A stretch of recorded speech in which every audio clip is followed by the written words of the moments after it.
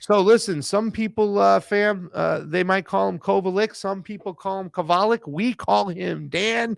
He's our man. We met him in Nicaragua. He's finally out there in Russia where he wanted to be. Joining us today, Dan Kovalik is here with us today. How you doing, my friend? Good, Pasta. Thanks for having me. Good to see you. Good to see you, Fiorella. Good to be here in Moscow. Yeah, I'm in the motherland. It's great. You are. I saw Dan the other night, and I'll have to share a picture later. But you guys are one of our friends. Damn. Yes. I'm jealous now, man. I know. I'm jelly. So I said that Dan was reminding me of Mark's. He just has to grow the beard a little bit longer, and he could have been Mark's for Halloween. There you go. Well, we had Lennon. We had Lennon. Yes. So you did have our guy.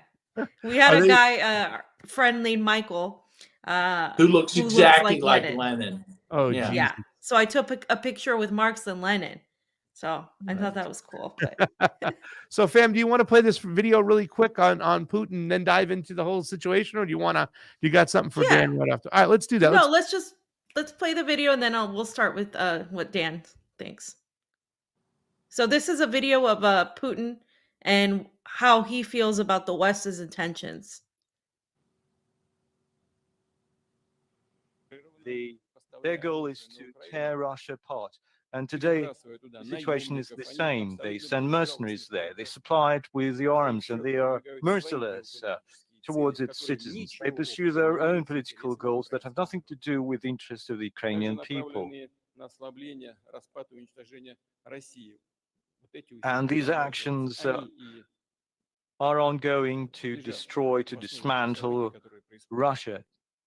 And that is the root cause of what's happening in Ukraine. We will never let them do it.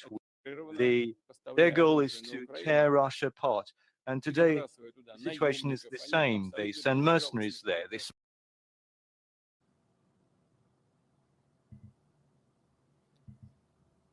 Okay. Unmute yourself, Pasa. Yeah, go ahead. Okay. Dan, so my question to you is, what do you think of Putin's statement about the West's intention of tearing Russia apart? Do you believe that's an exaggeration, or do you believe that's exactly what this is about, really, and not about Ukraine? I do think that, and I think this goes back to for a long time. I mean, we can go back to Napoleon. The West has had their designs on Russia for at least 150 years.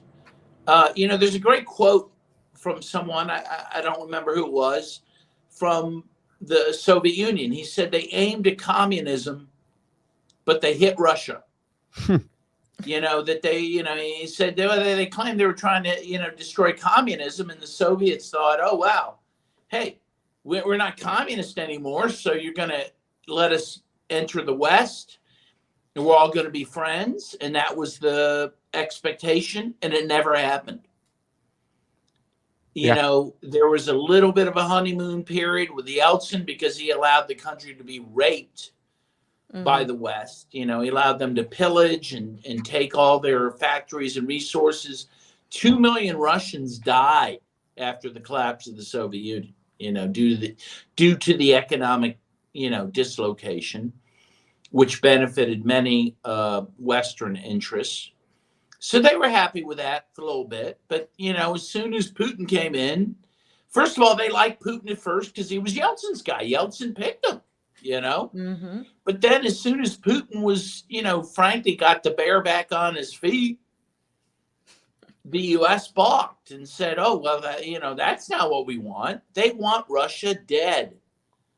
And so what Putin is saying is true. And, look at the reaction that happened. First of all, the U.S. has invaded Iraq, Afghanistan, Serbia, Libya, right? What was the reaction of the East to that? Nothing, right? Did they sanction us or say you can't send your sports teams to international competitions? You can't send American piano players to competitions? Of course not. But, Russia invades Ukraine after 8 years of provocations. We can get into that a little more, but and immediately the U.S. is ready to totally cut Russia off from the West. Right? There are no flights, no direct flights from the United States or Western Europe into Russia for the first time in memory. This didn't even happen during the times of the Soviet Union.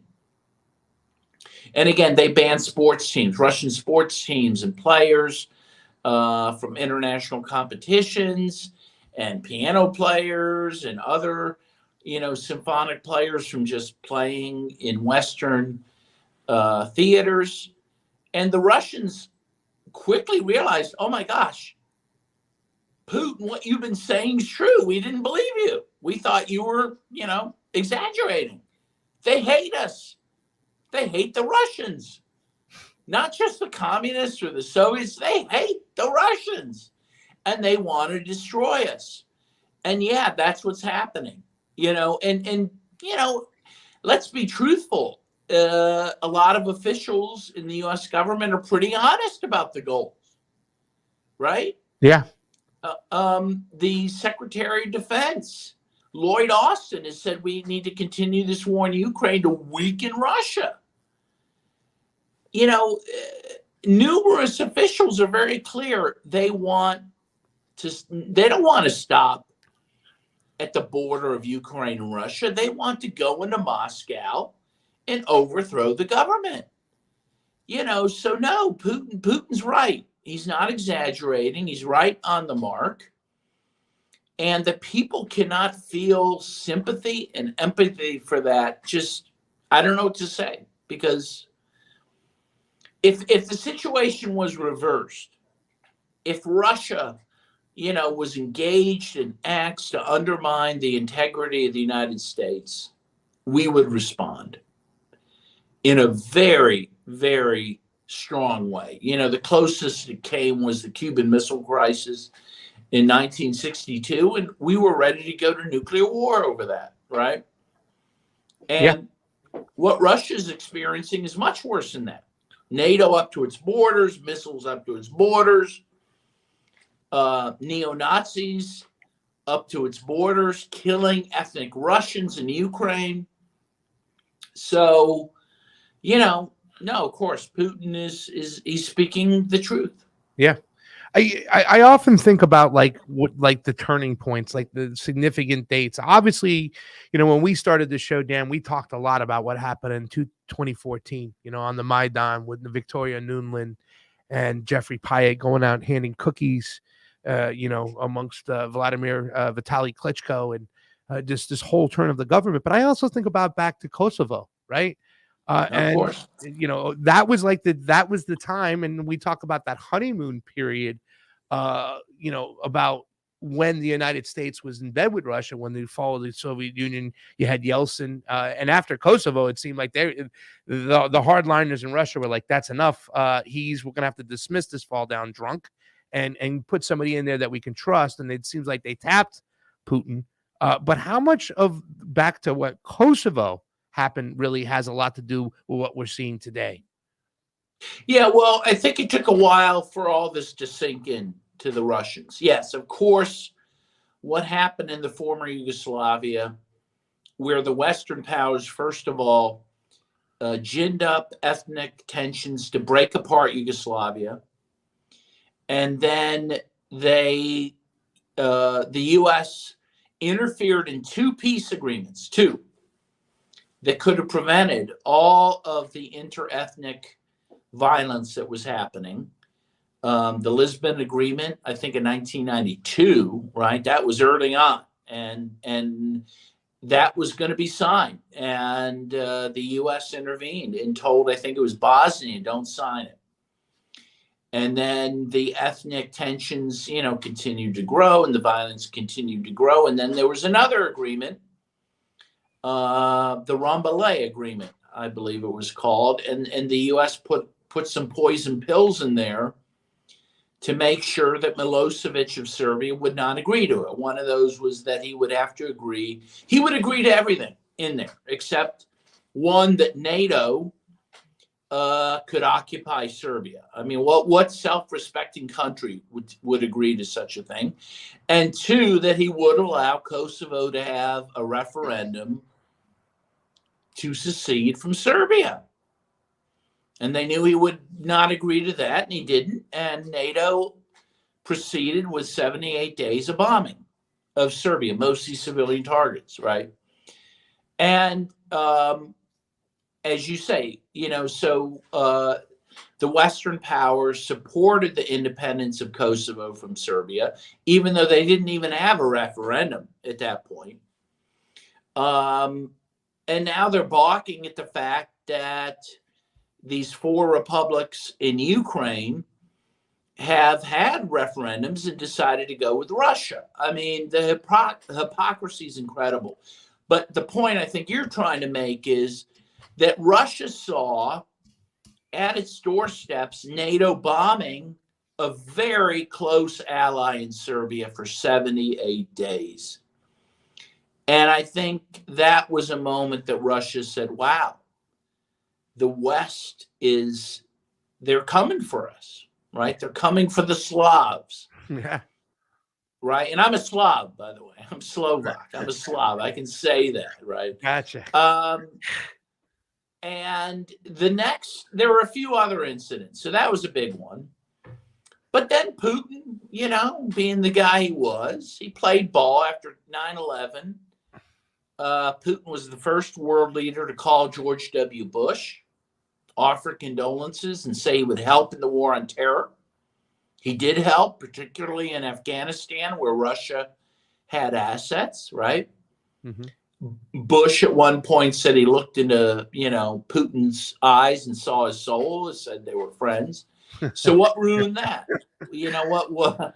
What ruined that friendship? Well, Putin would not go along with the invasion of Iraq in 2003. He would not agree with that in the Security Council, and Bush went ahead with it anyway. But at that point, Bush turned his back on Putin. Yeah, he did help on the war on terror, but he wouldn't help destroy Iraq, right? Yeah. So that was a big moment. Another big moment was in 2011 with the NATO bombing of Libya. China and Russia abstained from resolutions which called for a no-fly zone, a NATO no-fly zone over Libya, and also a resolution which said that NATO would, protect civilians in Libya, all civilians, all sides, right?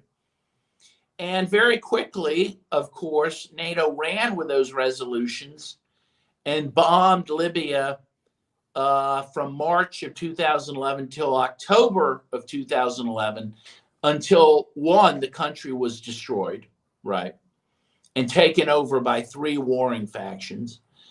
But also they continued the bombing until Muammar Gaddafi was, as was seen on video, sodomized and murdered. And the story is that Putin watched that video twice. And he was horrified by it. And he said, you know what? No more. And that's when he decided he was going to protect Syria against the Western intervention there. And I think that was, really the beginning of the end of the relationship between Russia and the U.S. But even then, there were moments that Putin offered to help, right? In 2016, there was these alleged chemical attacks by Assad, and Obama was going to bomb Syria in response. And Putin quickly said, no, wait. Why don't we do this? I will make sure Assad gets rid of all of his chemical weapons, and that will, mitigate your need to intervene. And that happened. Putin did that. They got rid of their chemical weapons, such as they were, and the bombing didn't happen. He kind of helped Obama off the hook. Yeah. But again, it didn't matter. It didn't matter he helped on the war on terror. It didn't matter he helped there. The U.S. continued to pressure Russia, continued to move towards the borders of Russia. And of course, in 2014, Obama supported this right-wing coup in Ukraine, which brought to power a very anti-Russian government, which had very significant neo-Nazi elements in the government and military, which quickly, alienated the Russian-speaking population in the Donbass, who would declare independence from Ukraine. And then the government in Kiev began a war against those people in the Donbass, which continued for the next 8 years. And that brings us to the current conflict. So, that's how the situation went. That's how the relationship broke down. And I think at every moment, Russia was holding out the olive branch, even until the special operation in February, right? Putin made it clear, hey, guys, sit down with us. We want two things. One, don't let Ukraine into NATO. Just confirm that. You won't do that. And two, make sure that Ukraine, according to the Minsk agreements, which the Security Council unanimously approved, make sure Ukraine stops attacking their own people in the Donbass. And the answer was no. The U.S. would not agree to those things. And in fact, in the weekend before the special operations in February, according to the Organization of European Security and Cooperation, the OESC, is that right? Did I get that right?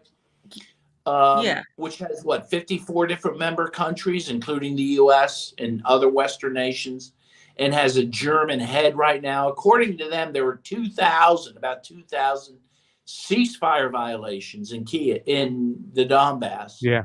Mostly committed by Kiev in the weekend before Russia invaded, right? So not only did the West say, no, we're not going to give you these, pretty basic commitments, but in fact, they continued the aggression and accelerated the aggression in Donbass, and that's what precipitated the invasion. So, my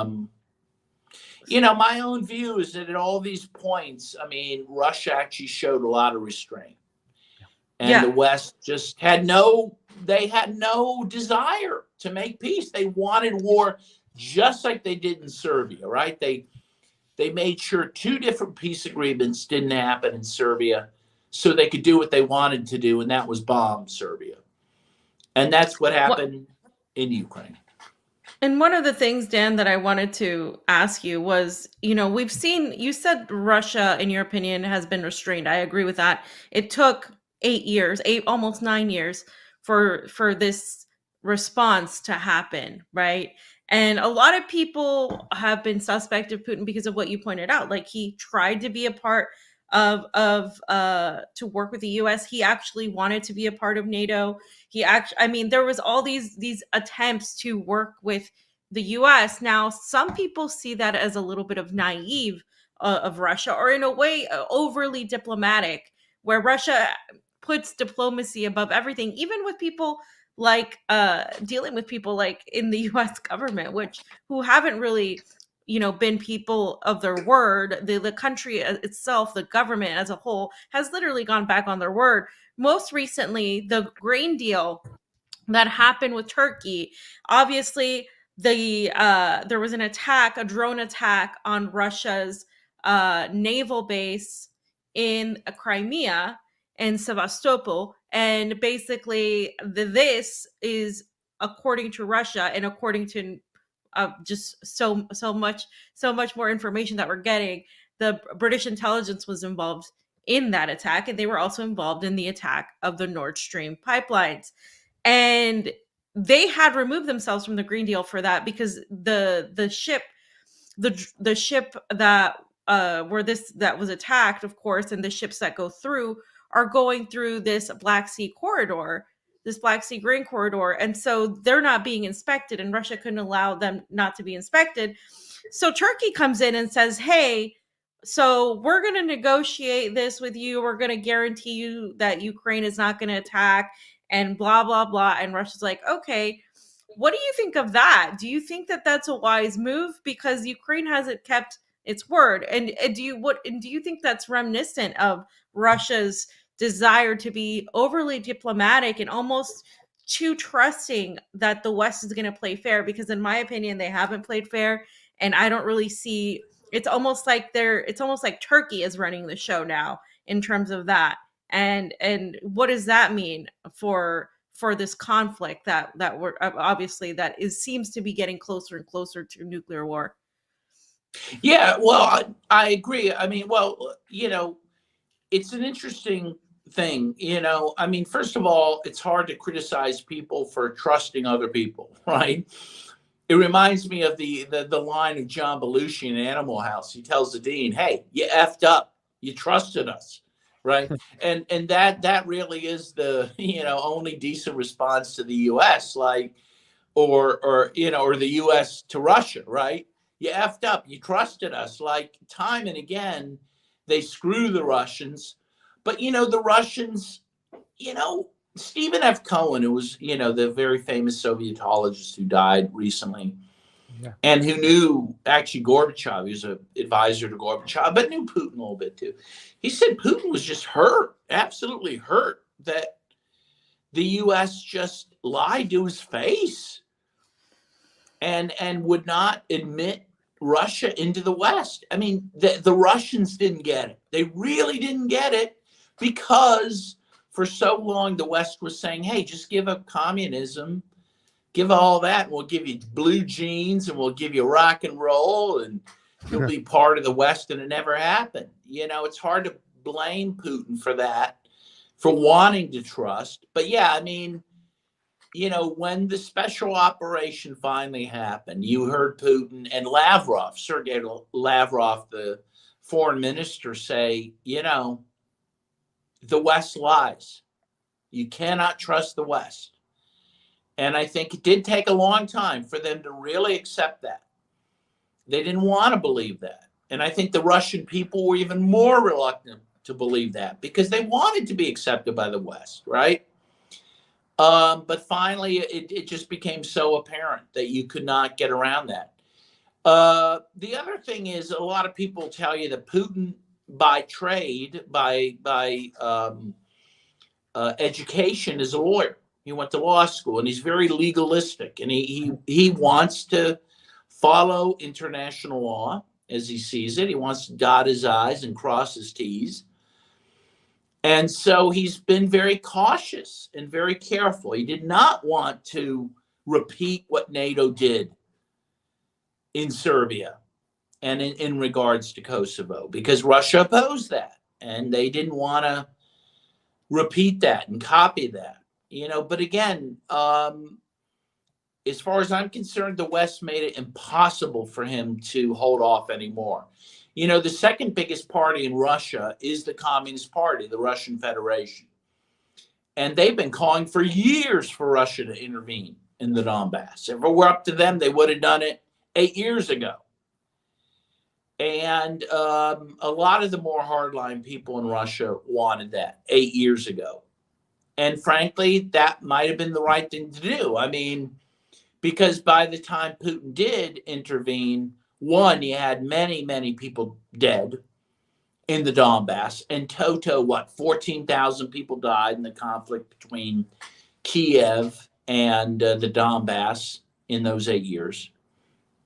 But also what happened is the Kiev forces, and most notably the Azov battalion, right, the neo-Nazis, in those 8 years were able to ensconce themselves in the Donbass in a very serious way, in these steel plants and other places. And so by the time the Russians invaded in February, it was very hard to get to those people and attack those people. And it made the conflict more difficult and more protracted than it would have been had the Russians gone in earlier. But again, the Russians were damned if they do, damned if they didn't, right? If they Yeah. went in earlier, they would have been the enemy anyway. They would have been the bad guys. And look, I think in the end, I think Putin made the calculus. He went in when he decided, I'm going to be the bad guy no matter what, right? It took him that long to say, I'm never going to wear the white hat, right? I'm always going to be the villain. So I'm just going to do it. Yeah. And so he did. And I think, again, honestly, and I'm an international lawyer and professor of international law. And, I'm very against aggressive war. I'm very against humanitarian intervention. But having said that, it's very hard for me to see anything but the fact that Russia was forced to do what it would have done. That is to say, in this case, while the U.S. claims this all the time, ridiculously, like, hey, if we don't fight them in Vietnam, we're going to be fighting them here in America, which was always ridiculous, right? Russia had a point. If they didn't do it now, they'd be fighting in Moscow, these forces. And I believe that. I believe that in my heart and in my mind. And I think that's why they did what they did. And again, if there's any criticism Russians have, is that Russia didn't do it soon enough. And honestly, they didn't do it forcefully enough when they did go in, right? They went in with a very small force. Mm-hmm. As they say, the rule of thumb is if you want to invade a country, you need a force of 3-1 against their military.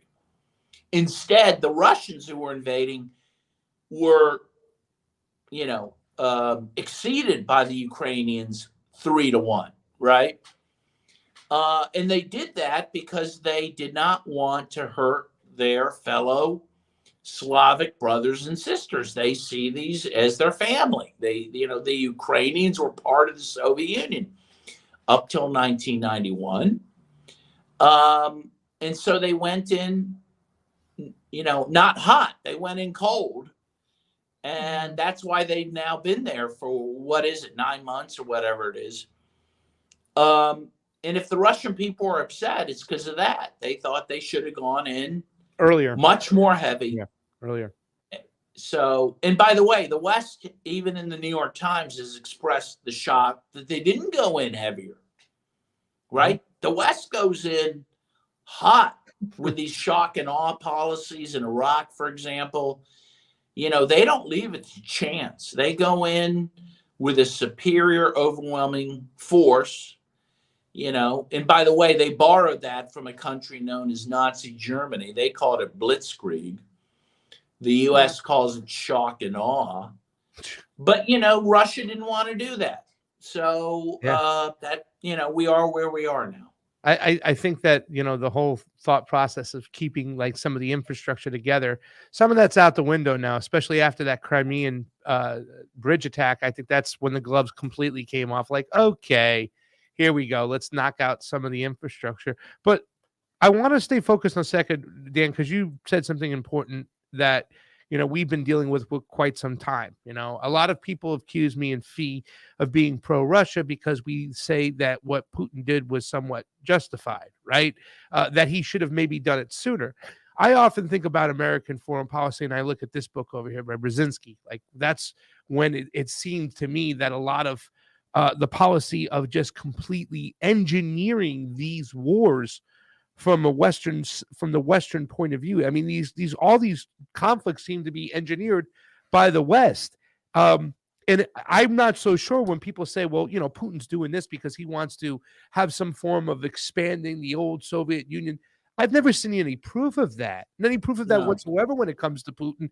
And furthermore, can you also, with these actions, the other day, Nebojsa said on Crosstalk, he says, it used to be that Germans, if they wanted to freeze, they'd have to go to Stalingrad. But now with these sanctions and them kicking themselves in the ass, they could just do that there at home. Could you talk a little bit too as well as what Europe has to look forward to? Or I don't want to say look forward to, but what's coming, being winter, that is? Yeah, well, that's maybe the most bizarre part of this story, right? Yeah. That this is maybe as much a war against Germany as it is against Russia, right?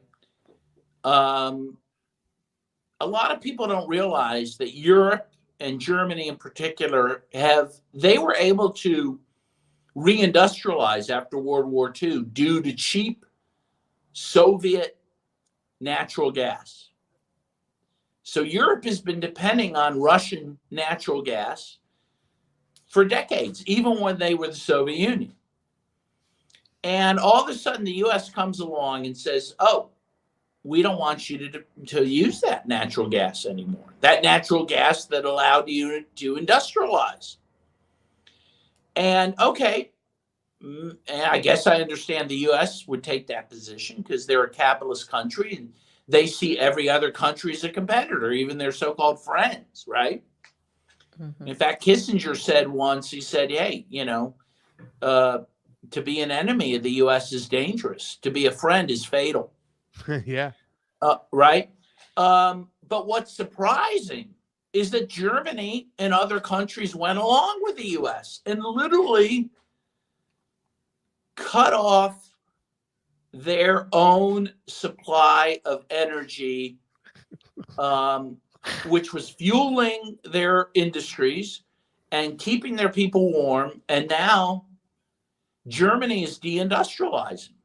And their people and many people in Western Europe and Great Britain, they are going to either freeze this winter or they're going to go into poverty paying to keep warm. Or they're going to be cutting down trees or burning coal foraging to keep warm, right? despite the claims of the Green Party in charge of Germany that it wanted to, break away from fossil fuels. I mean, it's absurd.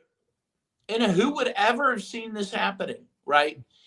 And we talk about democracy. How are these countries democracies when their governments have served up their own people, their own economies, to the altar of U.S. imperialism? I mean, that's what's happened. And then clearly, and let's, just say what's true, the U.S. and maybe with the UK hope blew up the Nord Stream 2 pipeline, which was a lifeline for Germany, right? Yeah. And it wasn't just Russian property. It was also, European property, and they just blew it up. Everyone knows it. And the Germans just took it, right?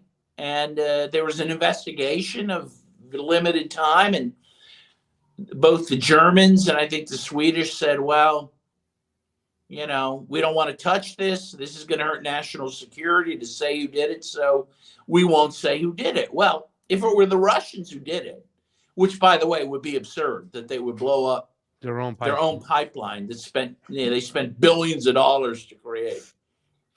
But even putting that aside, if it were the Russians, the Germans and Swedish would have been happy to say so. So it's very clear their own allies, the US and the UK, did it. And Germany and Sweden are just saying, okay, not only are we going to take it, we won't even rat you out to the world. I mean, that's what's incredible. I mean, I don't know what to say about that.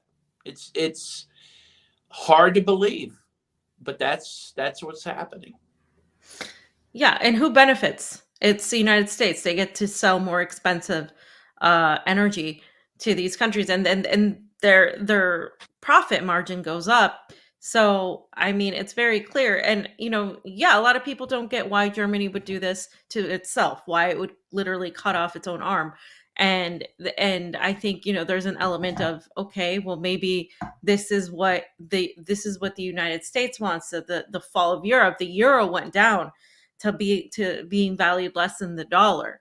I mean, it's bad. It's not just an energy problem. It's an inflation problem. People are out in the streets protesting against NATO and against Russian sanctions by the thousands because they see what this is doing to their country. And it seems like the politicians just don't care because their loyalty is to the United States. The United States is leading the EU into complete and total destruction. And I think what we're seeing is the beginning of the end for the Western empire, right? This unilateral hold. I think that's what we're seeing. And you mentioned something extremely important. You said that the Russians didn't want to attack their Ukrainian brothers, right? And my experience in Moscow has been that Russians are not hateful towards Ukrainians. They're not, seeking revenge. They're not out there trying to say all Ukrainians are Nazis. They're not trying to go after civilians. A lot of Russians didn't want any of this to happen. They have family in Ukraine. They have friends in Ukraine. What have some of the things that you have experienced since being in Moscow? So for the audience, Dan is here in Moscow. This is the first time he's been. What are some of the things that you were told about Russia back in the West, in the United States, right? That Russia is this way, that coming here really are completely untrue and unfounded, or completely contradictory to what is said in the West? Because right now I'm the only one that's been talking about this, and here, for the audience. But let's hear what you have experienced. Yeah, well, the one thing that jumps out at me is that the State Department, even before the special operation in February, the State Department of the U.S. on their website was openly joking that Russia had no culture, that they were a gas station posing as a country. I don't know if you remember that. I do. But meanwhile, of course, I mean, even without going here, I remember people like Tolstoy, Dostoevsky, Tchaikovsky, Shostakovich, Nabokov, some of the great, artists and thinkers of our time, of any time, are Russian. So that, obviously that on its face was silly. But then when you come here, I think you're reminded of that. Again, when I go to breakfast every morning at the hotel, I go there, there's a big painting of Tchaikovsky, right? When you go down the street, there's statues of all kinds of artists and thinkers. There's amazing architecture, incredible Orthodox churches that, are ornate in ways you don't see in other places. And so immediately, again, you're reminded, wow, this is not a country without a culture. This is a pretty cultured people. The other thing, by the way, a friend of mine, I was a union lawyer with for 20 years or so, and who was a leftist at one point. He made this comment to me recently. He said, the Soviets, they didn't like beauty. They were, and then you go into the subways that the Soviets built, and you see chandeliers on the roof. You've never seen subways like this. They have marble in the subways, right? Compare them to the New York subways, right? There's no comparison. Even the Seven Sisters, I can see one out my window. It's the building housing the foreign ministry, these big structures built under Stalin. Not everyone likes them, but I think they're amazing. They're like castles, right? And there's 7 of them around the city. But the city's beautiful, right? I mean, it's just a beautiful city. It's clean, much cleaner than my city of Pittsburgh, which is filthy. It has a lot of homeless people. I haven't seen any of that in Moscow. I can't swear it doesn't exist. I haven't walked every mile of Moscow, but I haven't seen it. I mean, I have to say, it feels like a very safe and clean city. And again, very cultured, with a very strong social structure. So yeah, all these things we're being told about Russia, that there's some sort of Untermenschen, and that is the line. That is the line, that there's somehow this inferior people is absurd. I mean, it's racist, first of all. Yeah. But even aside from that, it's just wrong, right? Yeah. And it's hurtful. I mean, again, I respect Russia. I respected the Soviet Union. They defeated Hitler. 27 million Soviets died defeating Hitler. The Soviets were the biggest support of the anti-colonial struggle after World War II, which was very successful. They sent the first person into space. You know, this is a country and people that have done a lot for the world. And to write them off is uncultured and uncouth. Again, it bears no semblance to reality, but also it's just painful because, you know, obviously no people fits that bill, but certainly the Russians don't, you know. And the other thing about the Russian people, this is what I learned more than anything being here. I find them a very humble people, to be honest. You know, Americans tend to have a lot of bravado, a lot of self-confidence. I don't find that with the Russians. And I mentioned that to Olga. You may know Olga, Fiorella. At RT, I said, you know, I haven't been here a long time, but I would just say, even on the plane here from Istanbul, most of the people on the plane were Russian, and they were dressed very simply. And very poorly, I would say. I mean, I would say they seem like poor people to me, working class poor people. And they don't make eye contact, and they're very humble. And what she said is, yeah, we're too humble. Yeah, that's true. What you're saying is true. That is the line on Russians, but it's true, you know. And that's to say I don't find them aggressive in any way, right? So, yeah, I mean, I find it a very hospitable place. I mean, I'm happy to be here. I feel safe.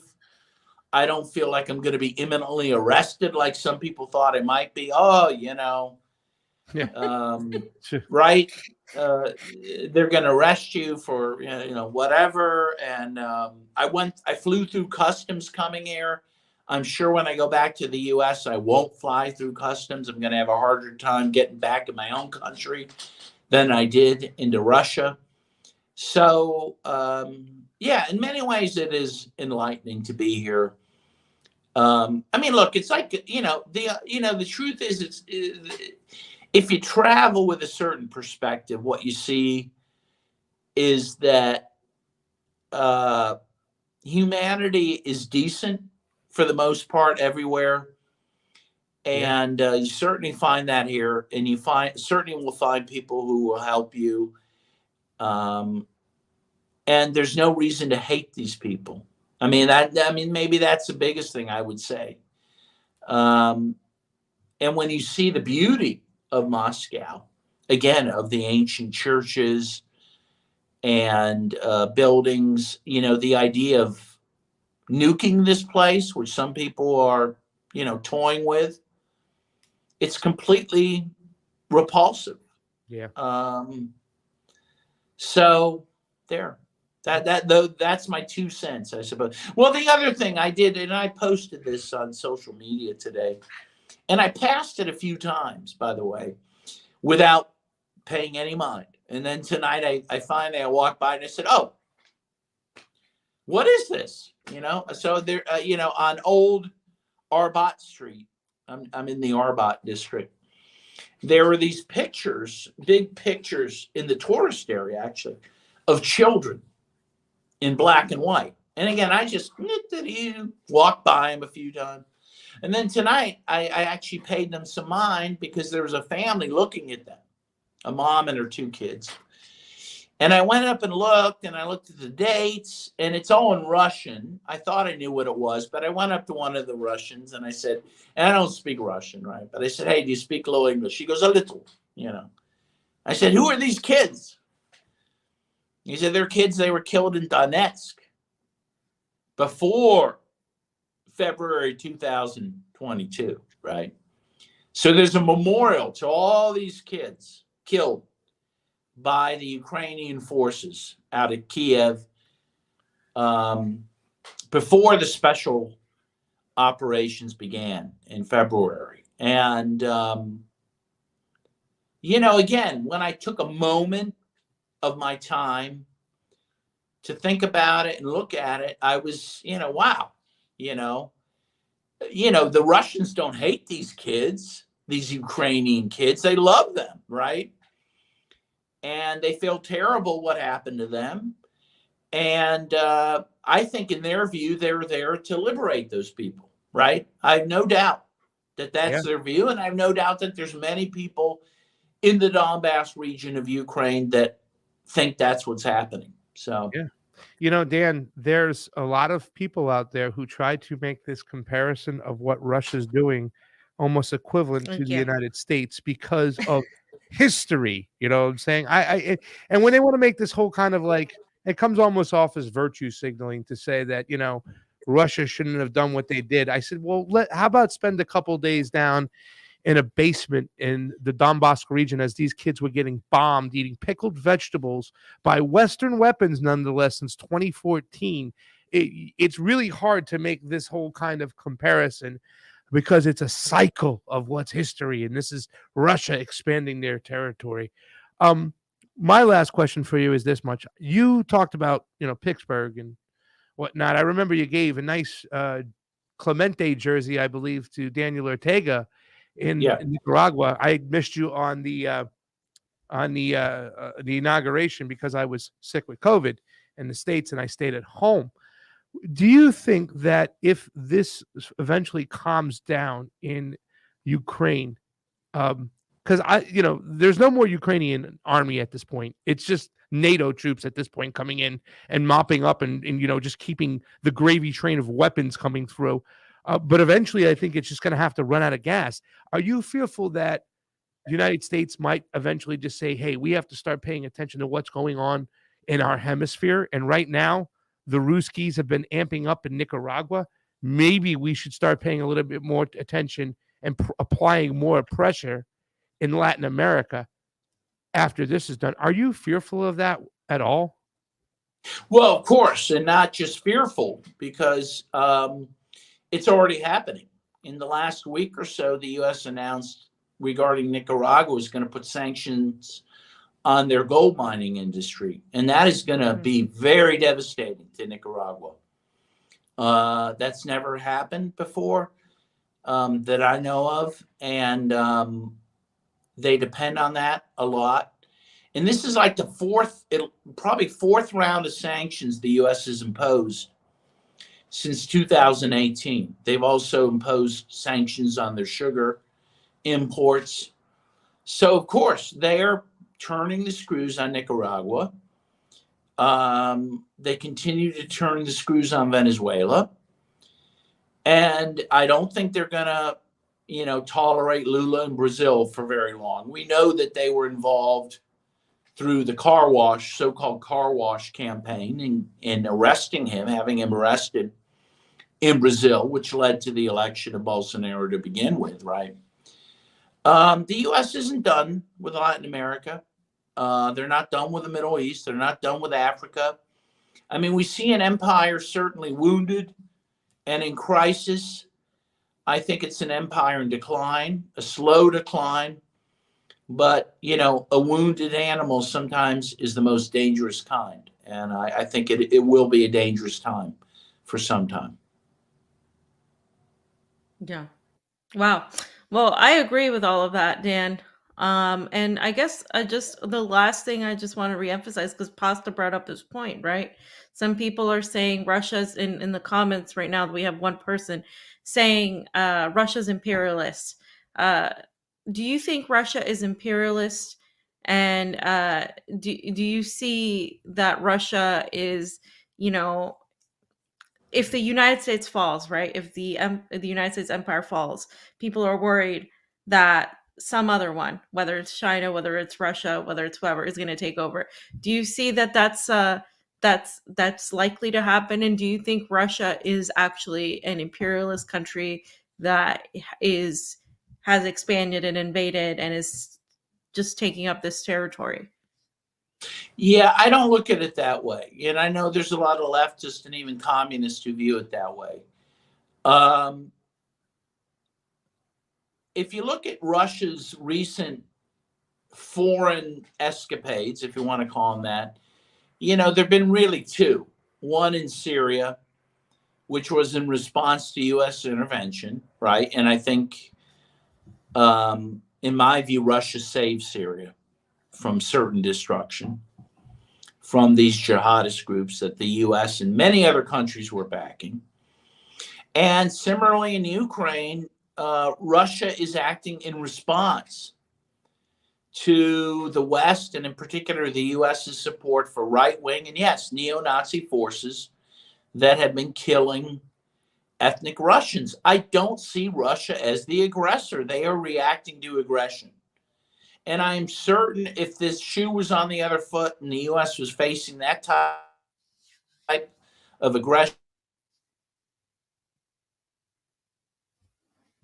Did we lose him? I think we did. Dan? Dan. You got... Dan. We just Oh, freeze. no. Maybe we just freeze. Look at that. Right. Oh, there he is. There he is. We lost you for a little bit. Yeah, someone tried to call me. I'm on my phone because I didn't bring my computer to Moscow. Oh, Someone tried to call. what is wrong with you, Dan Kovalik? Yeah. So I don't see Russia and China as aggressive. I mean, it just, again, so I named Russia. It's been involved in Syria and Ukraine, right? That's it. China, when's the last time it went to war? 1979, briefly against Vietnam, right? These countries are not warlike. And I quote Jimmy Carter, who said the U.S. is the most warlike country that's ever existed. And that's true, right? If you listen, at least take Putin for his word. And honestly, I think he's a man of his word. In his last speech, he made it clear, we don't want to be the next hegemon. We don't want to, substitute our hegemony for the U.S.'s. We just don't want anyone to have hegemony. And I truly believe that's, Russia and China are not intent on that. And again, I look at these countries' actions. I look at the lack of wars that Russia and China have been involved in, and the incredible number that the U.S. has been involved in. And the fact the U.S. has 800 military bases throughout the world in, 175 countries, I think? Meanwhile, Russia has, 1 or 2 bases outside the former Soviet Union. And you look at the, military expenditures of China and Russia, which are completely dwarfed by the United States. I mean, you just can't compare those countries. I mean, what the worst thing we could say about China is they like to build speed trains in other countries. I mean, I don't know what to say to that. I don't see it. I don't see that critique, and I don't buy it. Fam, you got anything else for Mr. Dan Kovalik? I mean, you guys are neighbors now for a little bit. Thanks, Dan. you didn't stop by Vegas and see me. Oh, really? Okay, I will. We'll play some craps. And we're not going to play Russian roulette, though. No, sorry. There you go. No. Ladies and gentlemen, that was Dan Kovalik, human rights lawyer. Awesome person. We met him in Nicaragua. He does great work, anti-imperialist, a good friend, and of course also in Moscow, growing his beard, that sort of thing. So thank you, Dan, for coming on. Yes, thank you. Thanks for having me. No doubt, man. We'll do this again, like always. Come back on. I'm sure we'll listen. March, Cuba. I don't know if you're gonna be out in Cuba for March. There's some elections.